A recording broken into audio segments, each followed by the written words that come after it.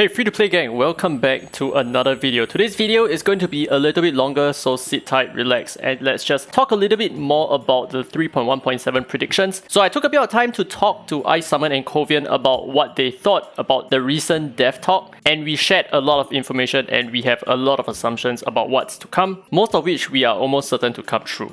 So for this video, I'm going to talk about 4 of the main takeaways from that one video and what we should expect going into the future. Now before we start, I just want to mention that yes, there are a lot of hype changes, but at the same time, I want to have a level head, which means that moving into the future, I expect some perceived negative implementations, which means that what we need to do is to not treat something perceived negatively to be truly negative. There must always be some good relating to the bad, and at the same time, something that is perceived to be really good might not always be great. So this would be my approach going into the future updates, right? 3.1.7, 3.1.8, 0.9, whatever. I expect there to be a lot of changes. So let's start off with what we can expect in 3.1.7 based on the video. So the first and most important thing is going to be the Esper balances. So we have more than sufficient evidence that they are going to balance a lot of different Espers, probably all at once as well, or maybe across several patches. But we can definitely expect there to be a number of Esper balances, and the reason for that is because they have also offered us some rewind certificates for the corresponding Espers that they have nerfed/buffed. And we also understand that whenever they nerf an Esper, they would give us corresponding rewind certificates, which means that there will be Esper nerfs. Trust me on this, there will be Esper nerfs, but do not get your pitchforks up just yet, okay? So there is a reason why I think they are going to nerf certain Espers. So they also mentioned that Liling is the first step of this grand master plan that they have. And I actually think that it makes a lot of sense coming from their development point of view, because they want to test out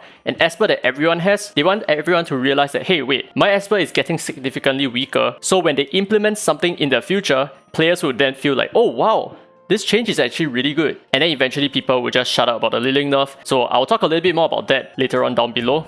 And they also mentioned that there are way too few options to play the game right now. So for example, this is a snippet of whatever that they have talked about in the video. So this has limited players' choices in team building, and we are trying to create more balanced gameplay for all players by tweaking some stages and Esper abilities. So when they say tweaking, they are not saying buffing, so it can go both ways, right? Some Espers could get buffed, some Espers can lose viability. This is all part of the plan. So everyone needs to have this anticipation that no one is safe right now. Anything can happen within the next 2 patches.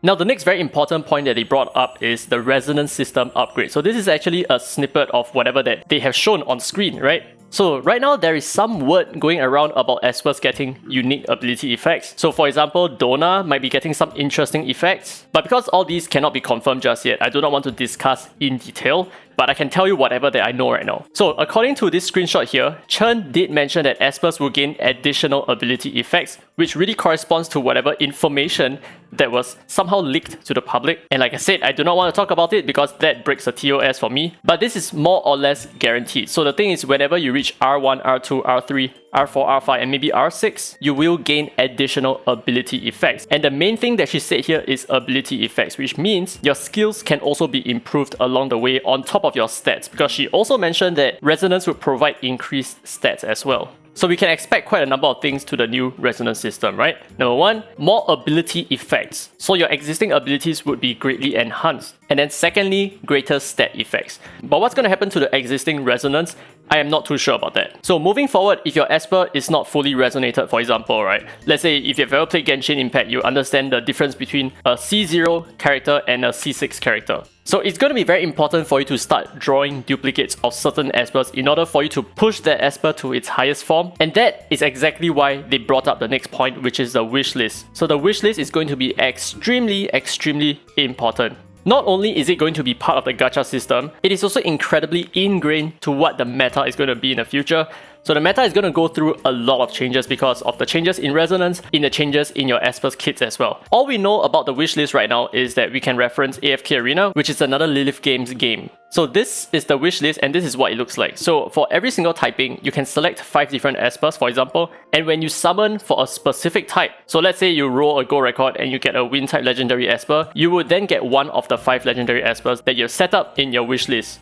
So the good thing about having this wishlist is it is much easier to fully resonate select key Espers. And I say select key Espers over here because it is very important that you focus on a few Espers rather than branching out to many different Espers. This is just my opinion right now, but I believe that this is going to be true. So for example, in the future, maybe let's say Jinyu Yao becomes the meta, or maybe Dona becomes the meta, it might make more sense to R6 your Dona and R6 your JYY as opposed to, let's say, getting a brand new Esper, for example. Because a brand new Esper will be lacking a lot in terms of extra ability effects, extra stats, a lot of those stuff. And this can mean two things, right? Number one, it can also mean that players who have a lot of Resonator Espers would then thrive very well right now. Or number two, this would make players not feel like getting new Espers because it wouldn't really make a lot of sense to draw a new Esper if it's in its weakest form, unless you can push it all the way to R6, for example. So this is a potential problem in the future. So just because we have a brand new wishlist system doesn't mean that everyone should be happy about it, doesn't mean that everyone should be celebrating about just using gold records to summon the Espers that you want. It's not about what you want right now, it's about what you need. And with the meta shifting, this is going to be very problematic in the future. So everyone is going to be navigating a brand new Dislyte right now. Now the fourth and final point that I think makes the biggest splash is going to be the removal of SSM. Now, there is a big reason why they remove SSM, and I think the main reason is that people just tend to hate it, and it kind of takes away from the fun of summoning in some cases because gold records are kind of useless right now. But I did receive some questions, and I need to address all of them right now. So a bunch of you guys have asked me in my comments, should you be using your SSMs right now before the Fatum Sisters comes around? The answer is no. Please do not squander all your SSMs. They are still going to remain in your inventory until 3.1.7, which is coming on a much later date. So please hold on to your SSMs right now. Do not squander it just because you think they're all going to disappear. That is not the case. So what's going to happen is that there will be an event. There will be an SSM to Nexus Crystals conversion event in 3.1.7. Take note that the Fatum Sisters patch is 3.1.6. So I am not sure what will happen to the SSM PT, so some of you guys have asked me as well.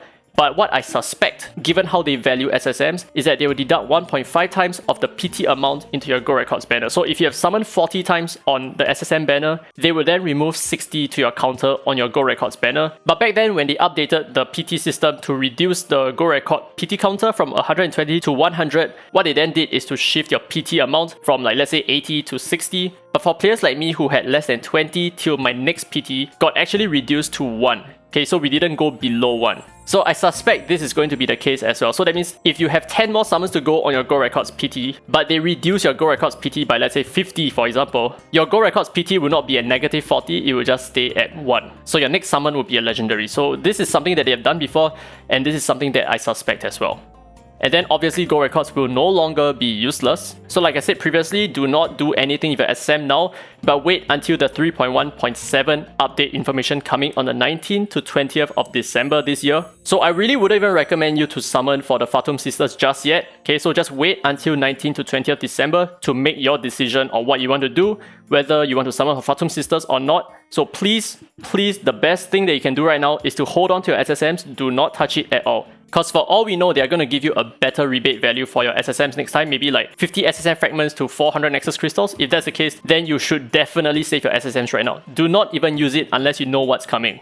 So now that I've talked about the 4 main things that they have mentioned in the video, this is my analysis. So number 1, I expect that there will be a lot of nerfs and buffs happening across multiple patches, but this might not be a bad thing like I said, right? So I know a lot of you guys, when you hear the word nerf, you flinch instantly, you'll be like, oh my god, please do not touch my Esper and all that. But the reason why I feel like they will be nerfing Espers and why it will still be okay is because of the changes to the resonance system. So I feel like the resonance system will be the counter effect. So in some cases, they may take something away, right? So let's talk about Liling, for example. They took a lot of stuff from Liling, but what I think they are trying to do is to re-implement those stuff into his resonance tree so that he may reacquire some of those lost effects in the past. So some of those lost ability effects, like dealing a certain amount of true damage based on your attacks, and maybe absorbing AP and all that kind of good stuff. So I feel like he might get those back in the form of resonance effects, but this is just completely guesswork right now. But this is probably why they mentioned that Liling is step 1 to their grand plan.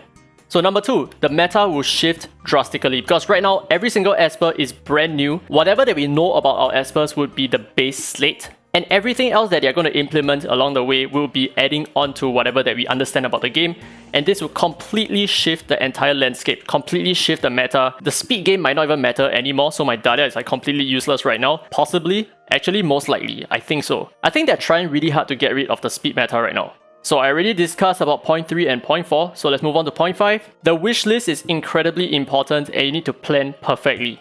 So the thing is, we need to really analyze all the new Espers, I should say, to understand which are the Espers that we want to put into our wish list, because it might not be so clear-cut anymore, right? It might not be Hyde, JJ, whatever. It might not be Clara, Gaius. It might not be any of these Espers. It could be completely bonkers Espers that we didn't even consider. So like maybe certain 4-star Espers, like maybe even a Joser. Joser might get some crazy buff, who knows, and become an incredibly powerful Esper to deal with the speed meta. That could be true.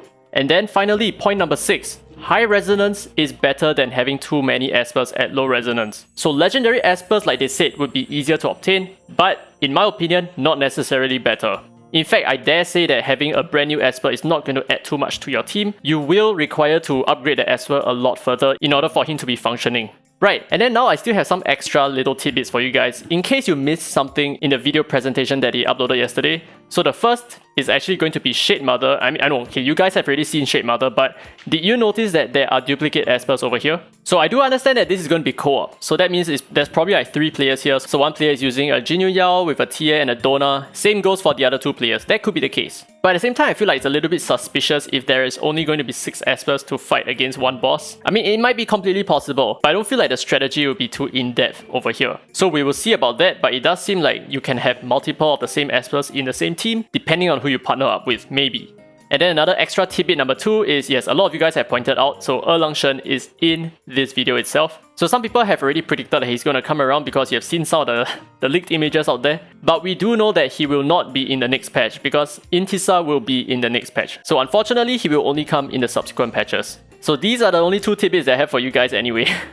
Not much. But anyway, I hope you guys enjoyed today's analysis. Like I said at the start, this is shared between me, iSummon, and Kovian. We talked a little bit about this, and we kind of agree that this is the general direction that the game is headed towards. So like I said, when they implement something in the future, please do not overreact. Please assume that there is a reason to everything. And that would be the same mentality that I will be carrying forward into the future as well. So let me know your thoughts down in the comment section below. Do you agree or disagree with anything that I've said? What else do you suspect is coming as well? I'd like to hear a lot more about what your opinions are, about why they are going to do some of the things that they're going to do, like for example removal of SSM. I'd like to know your opinions on some of these stuff as well. Very important stuff, so yeah, so just share your opinion and I will get back to you as soon as I can. So hope you guys enjoyed today's content. If you did, don't forget to leave a thumbs up, it really helps the channel, and subscribe for more Dislyte content. Now with that said, this has been Dairy Free to Play, and as always I will see you in the next video.